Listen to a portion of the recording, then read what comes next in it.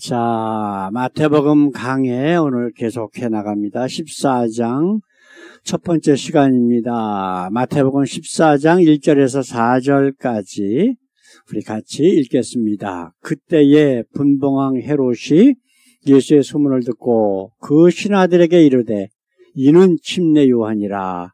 저가 죽은 자 가운데서 살아났으니 그러므로 이런 권능이 그 속에서 운동하는도다 하더라. 전에 헤롯이 그 동생 빌립의 아내 헤로디아의 일로 요한을 잡아 결박하여 옥에 가두었으니 이는 요한이 헤롯에게 말하되 당신이 그 여자를 취한 것이 옳지 않다 하였음이라. 아멘. 오늘 말씀의 제목 한번 같이 읽어보십시다. 의를 위하여 핍박을 받은 침례 요한.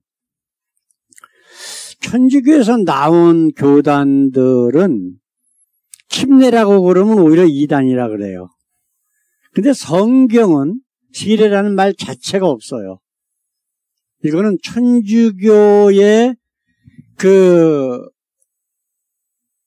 천주교 성경, 옛날에 맨 처음에 중국에 와갖고 천주교 사제들이 만든 성경에 세례로 돼 있어. 그리고 그 서양 쪽에서는 베프티즘은 베프티즘인데 스프링클 베프티즘이라 그래가지고 물속에 들어갔다 나오는 것을 행하면 이단이라 그랬단 말이에요. 근데 천주교에서조차도 7세기 말까지는 침례를 줬어. 왜 그랬을까? 그게 성경적이니까. 그리고 초대교회에 예수님의 제자들이나 모든 그런 전통이 그거 침례를 했기 때문에 성경에는 밥티저라고 되어 있거든요. 원어가. 그러니까 성경 전체의 원어가 침례예요. 무조건 밥티저. 밥티저라는 뜻은 뭐예요? 물에 들어가 죽다라고 하는 뜻이야.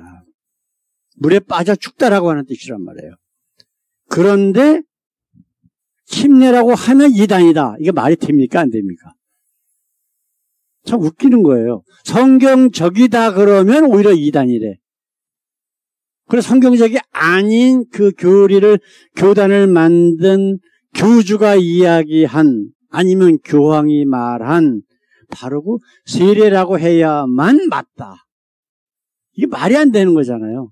근데 사실 그게 지금 기독교라고 이름 붙여놓은 단체들의 지금 현 상황이란 말이에요. 이미 벌써 장로교는 이미 다 정리가 됐어요. 근데 이제 감리교는 이제 작년에 이제 정리가 됐지. 뭐가 정리가 됐을까? 그런 얘기 못 들어보셨어요? 동성애자를 목사로 안 세우는 문제. 이게 참 웃기는 게 동성애자로 성경은 뭐라고 말씀하고 있어요? 죄라고 얘기하고 있다고. 그렇잖아요. 그럼 그것이 죄인 줄 모르고 지금도 행하는 자를 목사로 임명을 해야 된다. 어때요? 지금 저쪽 캐로턴에 있는 감리교 장로가 저한테 그러더라고요. 목사님 왜 침례교는 왜 동성애 목사 문제에 대해서 왜 얘기가 없어요? 아니 얘기가 있는 것 자체가 문제 아니냐? 근데 그랬어요, 대놓고. 성경은 뭐라고 이야기합니까? 당신은 나나 똑같은 성경을 보고 있는데, 당신이 속해져 있는 감리교의 성경이나 내가 보는 성경과 똑같은 성경인데, 당신은 지금 당신이 보는 성경에 뭐라고 얘기하고 있습니까? 동성애에 대해서. 죄라고 얘기하죠. 그럼 그것이 죄라고 하는 것이 성경에 분명히 나와 있는데 그걸 가지고 교단에서 총회에 그걸 붙여서 그게 옳으냐 그르냐를 가지고 떠들어야 되겠냐고.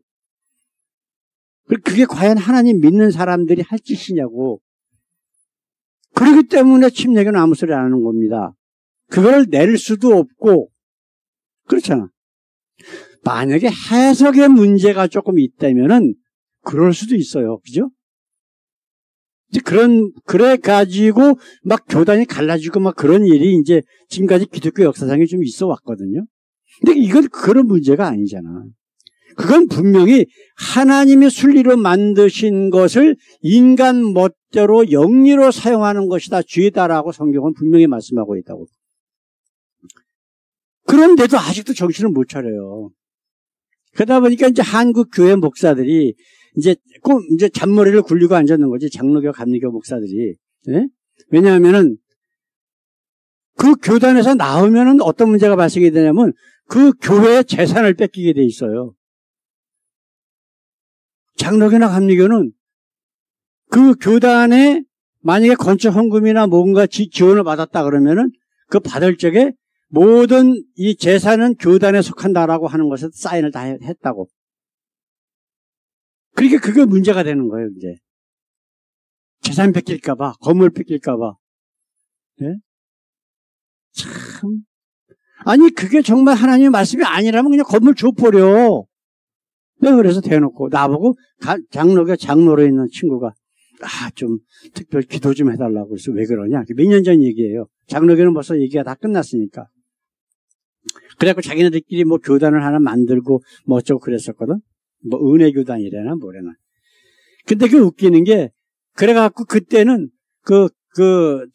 PC USA 미국 장로교에서 너희가 요번에는 한시적으로 글로 나갈 때는 그러면은 뭐 몇 밀리언만 내놔라 해갖고 그 돈을 특별 모금을 해가지고 그걸 주고서 재산 안 뺏기고 그 교단에서 나온 그런 일이 있었단 말이에요. 그래 나보고 그래 그 재산 안 뺏기게 좀 기도 좀 해달라는 거예요. 한마디로 얘기하면 내가 미쳤냐 그런 걸 가지고 기도를 해주게? 그것이 정말 너희가 정말 하나님의 말씀을 지키기 위해서 그 교단에서 탈퇴를 하고 그 건물을 교단에서 가져간다 그러면 줘버려. 그거 건물 안 뺏기려고 기도를 해달라고 그래? 난 니들이 하나님 믿는 애들이지 난 도대체가 이해가 안 된다. 내가 그랬거든요. 오늘 말씀도 똑같은 내용이에요, 사실은. 왜냐면 의를 위하여 핍박을 받은 침례 요한. 왜 침례 요한이 핍박을 받았냐 하는 거예요. 우리 몇 주 전에 이제 5장, 6장, 7장에 뭐가 있었죠? 마태복음에 산상수훈이 있었잖아. 거기서 산상수훈 첫 번째 시간에 예수님께서 하신 말씀들이 있단 말이에요. 팔복에 대해서. 우리 처음에 5장 6절에 있는 말씀 한번 같이 읽어봅시다. 의에 줄이고 목마른 자는 복이 있나니 저희가 배부를 것이며 의에 줄이고 의가 여기서 뭐죠? 하나님이여 목마른 사슴이 시냇물을 찾아 헤매이듯이 내가 주님을 찾아 헤맨데 똑같은 내용이에요. 시편에 나오는 말씀하고 여기 의는 뭐예요? 의의 기준은 뭐예요? 바로 하나님이에요. 하나님 말씀. 그 다음에 10절에는 뭐라고 예수님께서 말씀하셨어요? 의를 위하여 핍박을 받은 자는 복이 있나니 천국이 저희 것이며 지금 6절에는 의에 줄이고 목마른 자. 그래서 그 의를 찾았어. 그러면 어떻게 돼요? 핍박이 오게 돼 있어요. 왜? 세상은 하나님의 의를 원치 않기 때문에. 천주교 주교라고 하는 자가 나와갖고, 그 방송사 레리인가? 그 사람이, 왜 기독교는 예수만 믿어야 구원 얻는다 그러니까. 무슨 소리니? 천주교 주교가 나와갖고 한다는 소리가, 미국에. 모든 종교에 다 구원이 있대요. 모든 종교에. 그게 기독교예요? 성경은 뭐라고 얘기하셨어요? 내가 곧 길이요 진리요 생명이래. 나로 말미암지 않고는 하나님께 이를 자가 하나도 없다 그랬어. 그러면 예수만이 우리의 유일한 구원의 길이라고 하는 것이 성경에 분명히 나와 있음에도 불구하고 무슨 소리냐고. 모든 종교에 구원이 있다? 그럼 그 주교가 예수 믿는 사람이에요? 안 믿는 사람이에요? 안 믿는 사람이에요. 그런 가르침을 주는 천주교 마찬가지예요. 그건 기독교가 아니에요. 그런 것들을 우리가 생각을 해야 된다고. 근데 그것이 기독교가 아니다. 그러면 뭐가 나와? 핍박이 나오는 거야.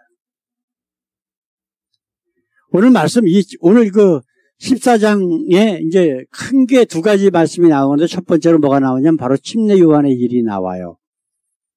그래서 침례 요한이 이제 그 예수님께서 많은 이적을 행하시고 사람들이 그 예수님에 대한 소문들이 이제 막 퍼지니까 헤롯 왕이 야, 저거 내가 감옥에 가둬왔다가 죽인 바로 그 침례 요한이 다시 살아난 거 아니냐. 그 얘기를 하는 거란 말이에요, 지금.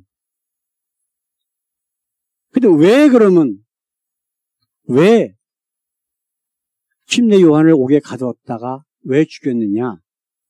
지금 우리가 읽은 말씀 가운데 있단 말이에요. 그렇죠? 그래서 우리가 지금 읽은 말씀, 의의가 뭔지, 그런 거 핍박이 어디서 오는지, 누가 핍박을 받는지에 대해서 우리가 말씀을 한번 잠깐 나누기를 원합니다. 자, 첫 번째로 같이 읽습니다. 말씀하시는 의의의 기준은 하나님의 말씀입니다. 하나님의 말씀은 천지가 없어지더라도 1.1획도 땅에 떨어질 수가 없다고 그러셨어요. 그렇죠? 이거는 환경이 어떻든 뭐가 어떻든 아무 상관없어. 하나님의 말씀의 정확성 그리고 진리인 것은 절대로 바뀌면 안 돼요. 아까 말씀드린 것처럼 동성애는 죄다. 물론 그걸 하는 사람들이 불쌍히 여겨야 돼. 그것이 죄인지 모르기 때문에 그들에서 기도하고 그것이 왜 죄인지를 하나님의 말씀을 가지고 알려줘야 할 의무가 우리들에게는 있어요. 그러나 그것을 옹호하고 그거를 행하는 자를 목사로 하나님의 종으로 세운다 하고는 다른 문제잖아. 불쌍히 여기는 것과 그 문제하고는 다르단 말이에요.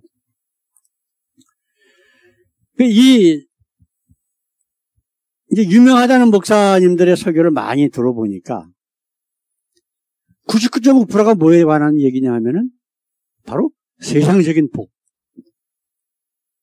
그 다음에 윤리적인 기준. 이게 의라고 얘기를 해요. 예를 들어서 남의 마음에 아프게 하면 안 돼.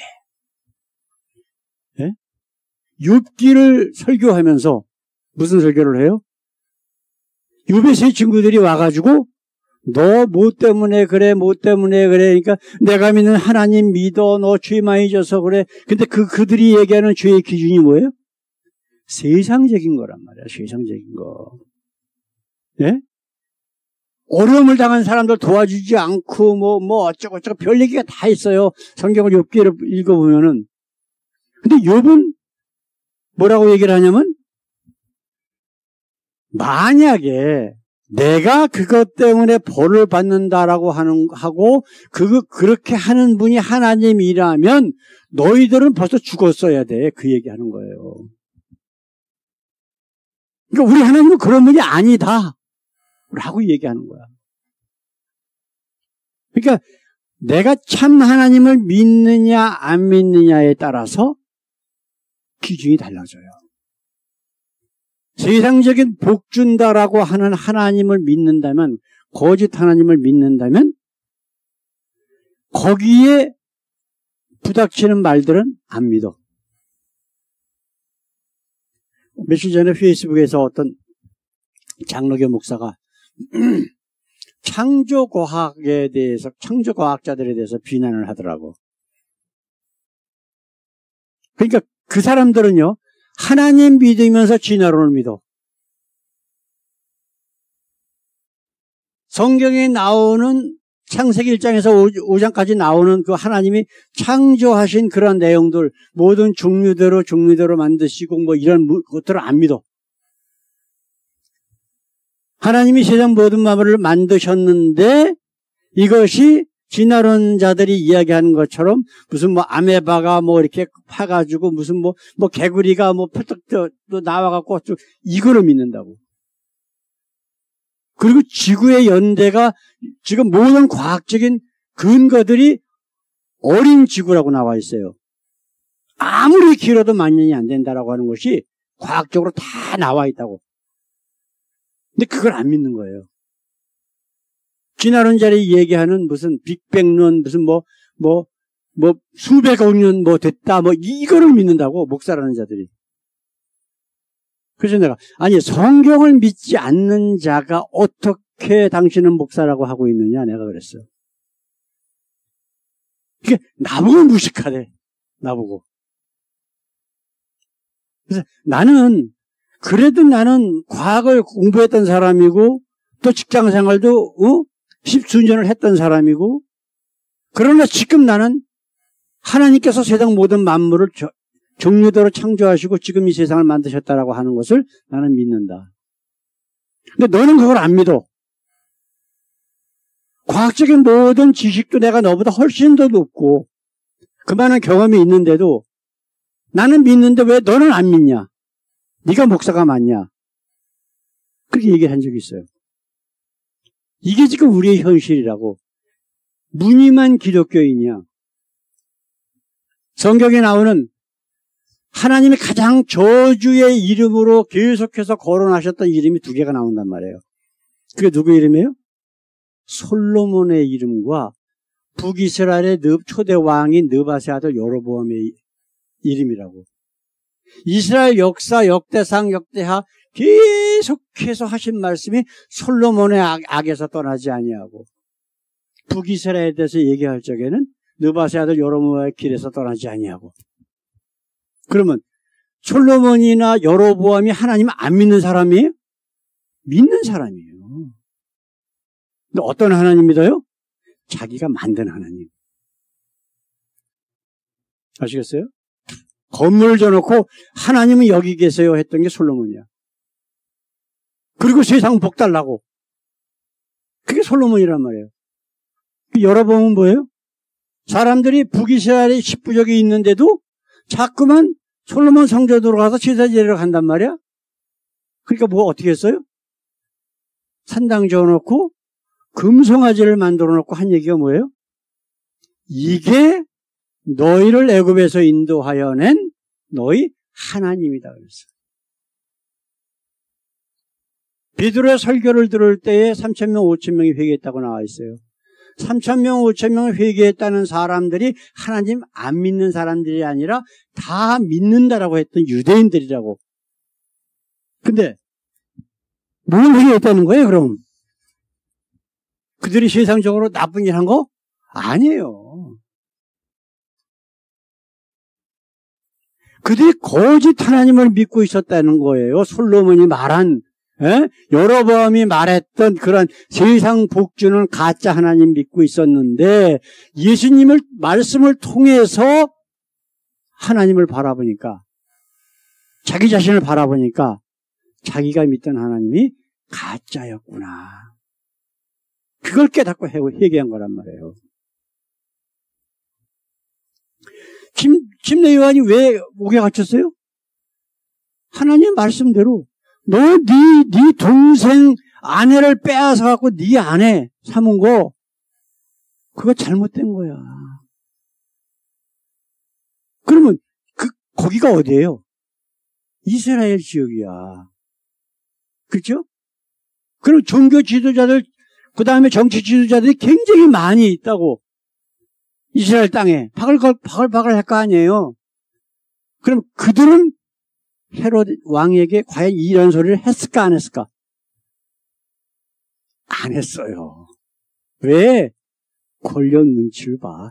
아니 그런 소리 할 필요가 뭐가 있어? 지가 알겠지. 변명을 다 하면서 안 했을 거라고. 근데 침례 요한은 유일하게 너 그거 죄야. 그게 기분이 나쁜 거야. 왕인데. 그래서 잡아들여 놨단 말이에요. 근데 생일날 그게 자기 친딸인지 아닌지는 모르겠어.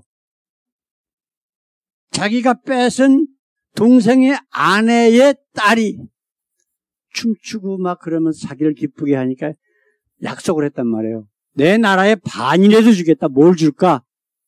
그치 애미한테 가서 물어보니까 침례 요한의 목을 잘라다가 주세요. 그런 거야. 그래갖고 목을 잘라서 죽인 거예요. 침례 요한을. 그리고 났는데 예수님의 소문이 나온 거야, 지금. 야, 내가 죽인 침례 요한이 다시 살아났나 보다. 그 얘기가 지금 우리 읽은 말씀 가운데 있는 거예요. 그렇죠? 지금 세상 교회라고, 기독교회라고 붙여놓은 것들이 다 이 모양이에요. 자신이 속해 있는 교회, 교단, 예? 그런 것들. 그 다음에 또, 어떤, 자기 소신을 위해서 죽는 사람들도 있긴 있잖아요. 그죠?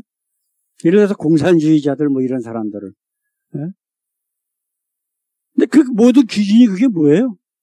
세상적인 거야. 세상적인 거. 근데 하나님은 뭐라고 말씀하셔요?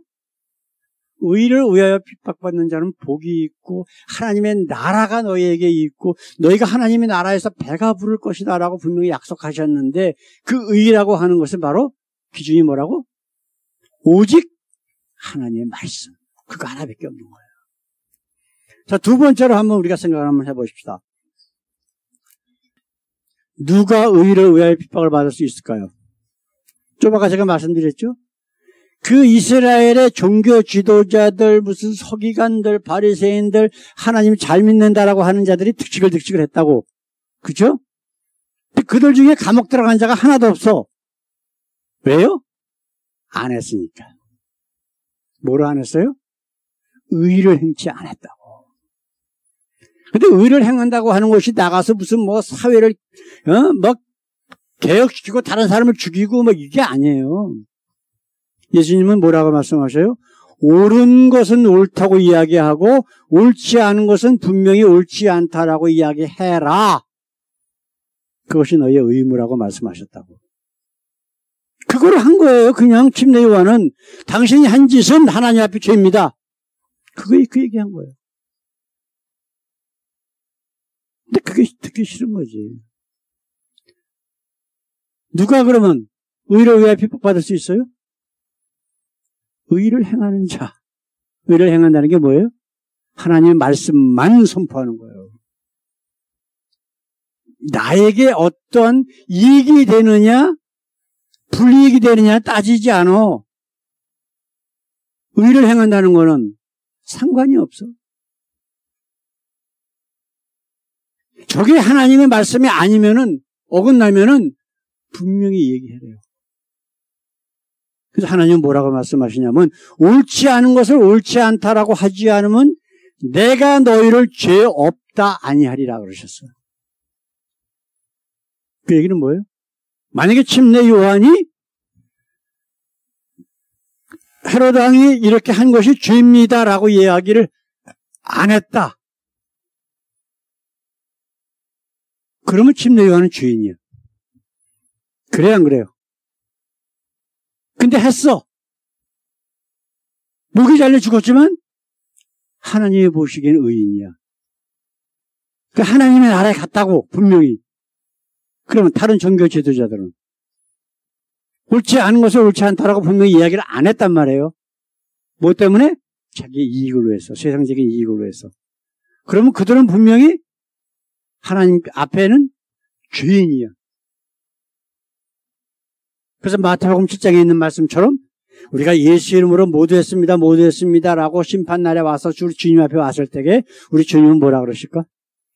나는 너를 그냥 모른다 정도가 아니라 도무지 모른다 하고 딱 잘라서 바깥 슬피 울며 이를 갈미 있으리라고 집어 던지신다 그러셨어요. 누구의 약속이에요? 심판자 되시고 우리 구주 되신 예수님이 하신 약속의 말씀이라고. 이 약속의 말씀은 천지가 없어지더라도 분명히 이루신다라고 말씀하셨어요. 이게 바로 천국의 비밀이에요. 왜 그러면 이 말을 함으로 해서 자기에게 정치적인, 세상적인 많은 박해가 있고 불이익이 있고 심지어는 죽을 수도 있는데 침례 요한은 왜 했을까? 하나님 말씀이니까. 하나님 말씀이니까 할 수밖에 없는 거예요.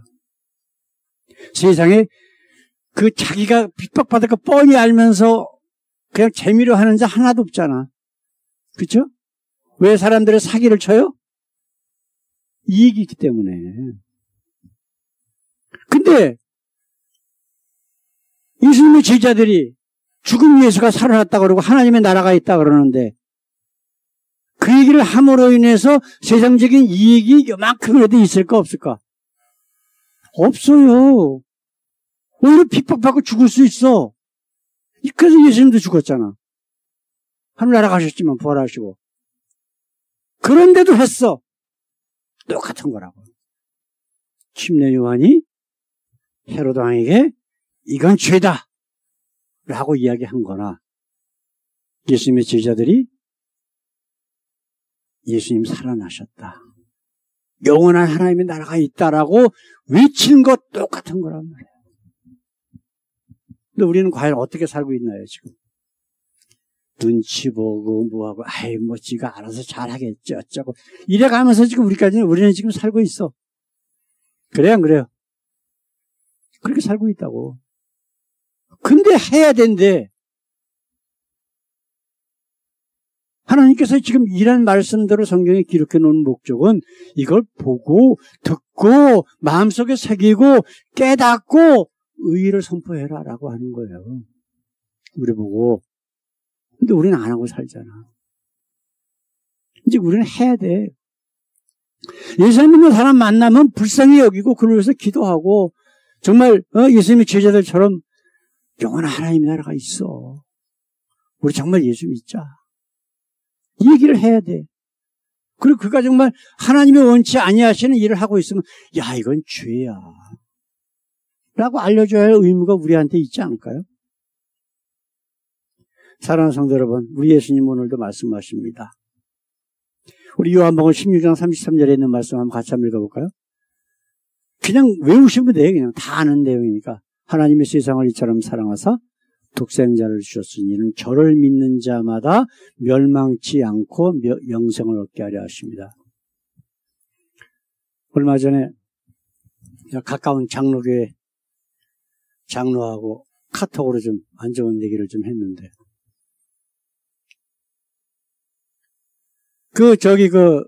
이승만이 6.25 때 그렇게 많은 사람들을 많이 죽였잖아요. 6.25 이후에도. 그게 잘했다는 거야. 그래서 내가 그럼 당신은 원수를 사랑하는 예수를 믿는 게 아니라 원수도 죽이고 원수의 가족도 죽이고 동네 사람도 죽이고 이웃까지 죽이는 사단을 믿고 있는 거다 내가 그랬어. 나한테 뭐라고 막 소리를 치더라고. 그래서 내가 그랬어요. 진짜 예수 믿으라 그랬어. 진짜 예수. 그러면서 요한복음 3장 16절 얘기를 했어요. 왜? 이 말씀이 진리니까. 이게 우리 삶의 의의 기준이 돼야 되거든. 그리고 하나님이 우리를 얼마나 사랑하시는가 우리 태수 형제 지난주에 말씀하셨잖아요. 그죠? 하나님이 정말 얼마나 나를 사랑하시는가를 내가 깨닫고 감사한다고. 그 하나님 믿어야 돼. 나의 원수 되는 자들 무조건 그 근처에 사는 사람들까지 다 죽이는 그런 사단 마귀가 아니라 정말 우리를 사랑하시는. 그렇기 때문에 독생자들 예수 그리스도까지 나를 위해서 십자가에 못 박아 피와 물과 피를 다 흘리고 죽게 하셨잖아요. 그래서 그 예수를 믿기만 하면 그분이 나의 모든 죄를 짊어지셨다는 것을 우리가 깨닫고 고백만 하면 하나님의 자녀가 되는 권세를 주셨다고 분명히 얘기하셨잖아. 참 하나님과 예수님 나의 주인이시고 나의 삶과 인생의 기준이 되면 우리가 확실히 깨달으면서 나가야 돼. 그래서 내가 지금까지는 혹시라도 머뭇거리고 아니면은 혹시라도 뭐 이 일을 위해서 뭐 내가 좀 이렇게 하면은 내가 좀 불이익이 있지 않을까 이런 건 따지고 없다는 거죠. 네가 나를 인정하면 나도 내 아버지 앞에서 너를 인정할 것이고 내가 나를 부인하면 나도 너를 부인할 거야. 우리 예수님 말씀하셨잖아요. 예수님이 원하시는 것, 내 생각하고 좀 다를지라도 나의 기준은 다 버립시다. 버리고 누구의 기준대로 살자? 우리 예수님의 기준대로, 하나님의 말씀대로 그래서 그것이 설사 나에게 이 세상에서 어떤 불이익이 오고 핍박이 온다고 할지라도 그런 걸 개의치 말고 열심히 하나님의 나라로 나아갈 수 있는 우리 모두 되기를 원합니다. 이게 바로 지난주에 우리가 말씀 나눴던 천국의 비밀이라고. 예? 밭에 숨겨진 귀한 보물. 어제 세상에서 가장 귀한 진주를 딱 보고 나니까 다른 거 소용 있어요, 없어요? 없다 그랬잖아. 다 팔아서 그거를 취했어. 이런 모습이 저와 여러분들 가운데 있기를 원합니다. 기도하겠습니다. 우리 하나님, 오늘 이 귀한 말씀을 통해서 우리가 어떻게 앞으로의 삶을 살아갈 것인가를 깨닫게 하시니 감사합니다. 세상을 바라보지 않게 하시고 오직 우리의 삶의 모든 기준이 바로 우리 하나님의 말씀, 우리 예수님의 가르침이 될 수 있도록 우리를 지켜주시고 우리가 혹시라도 머뭇거리거나 아버지여, 우리가 주저할 때 우리 주님께서 우리를 얼마나 사랑하시는가를 깨달아 실천해 나아가는 저희들의 의로운 삶이 되게 하옵소서. 감사하며 예수님의 이름으로 기도드렸습니다. 아멘.